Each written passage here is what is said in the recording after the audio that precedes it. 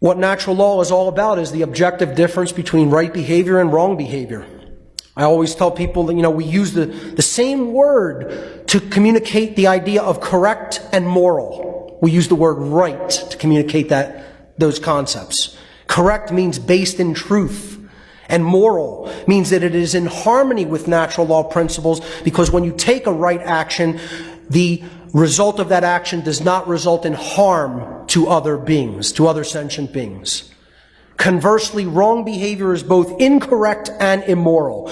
Incorrect meaning it is not based in truth, and immoral meaning it is in opposition to natural law, because when we take wrong behaviors, someone is harmed as a result of that behavior, of that behavioral choice. The problem is, folks, most people still in the year 2018, sad as though it may be to say, cannot properly define a right. They cannot give you the definition of what a right behavior is. And that's why we're losing our rights. Because they do not understand that a right is an action that does not cause harm to another sentient being. And that is the definition, and it is as simple as that. I've rewatched the movie K-Pax recently.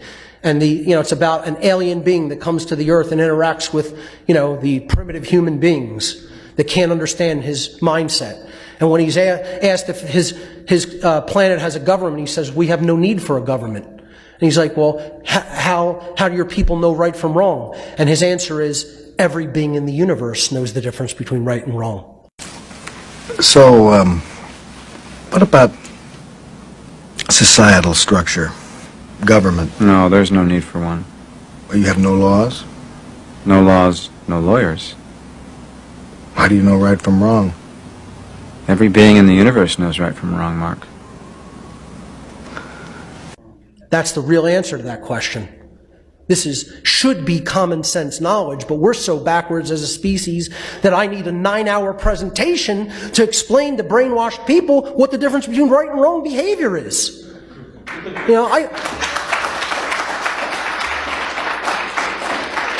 I've said in past presentations, sometimes I sit up at night and laugh at the ridiculousness of what I do.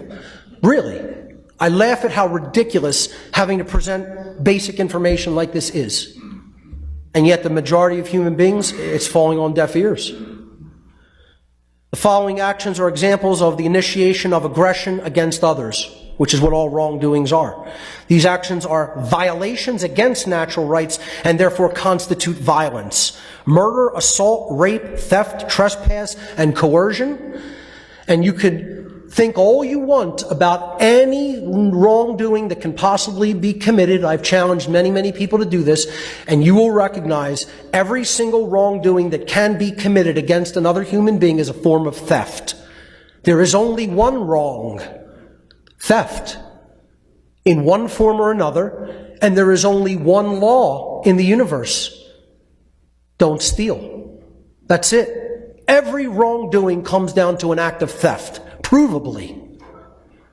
Murder is the taking without just cause of the life of another, which does not belong to you. Assault is the taking without just cause of another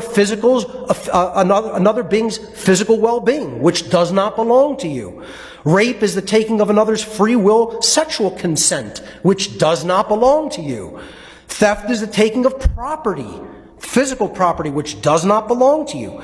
Trespass is the taking of the security of another person in their domain, in their dwelling place, which does not belong to you to take.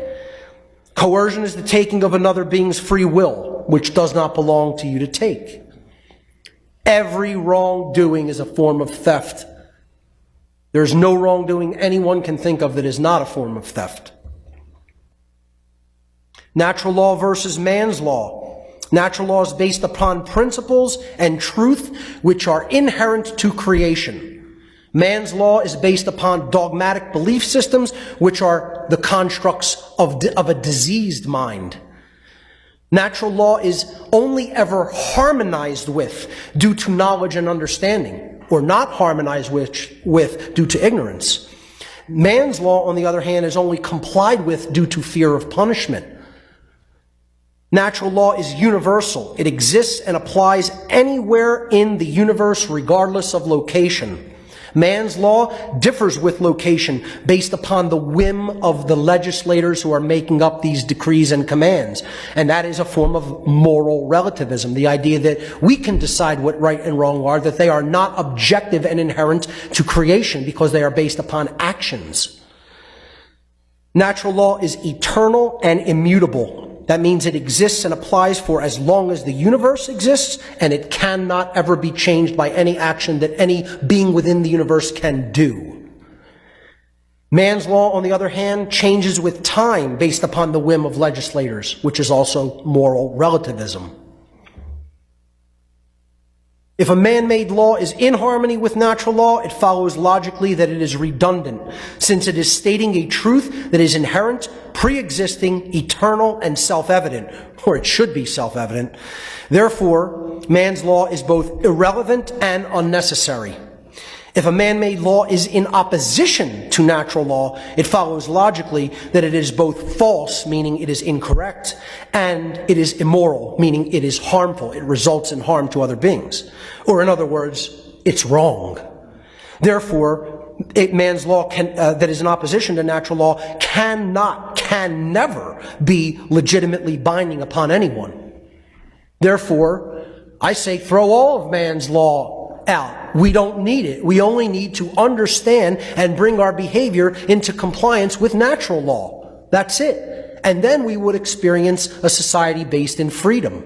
Because as we engage in moral behavior, a society in the aggregate becomes more free. And as we engage in immoral behavior, a society in the aggregate becomes more enslaved. That is the natural law of freedom. There is a law that governs the freedom of a whole society.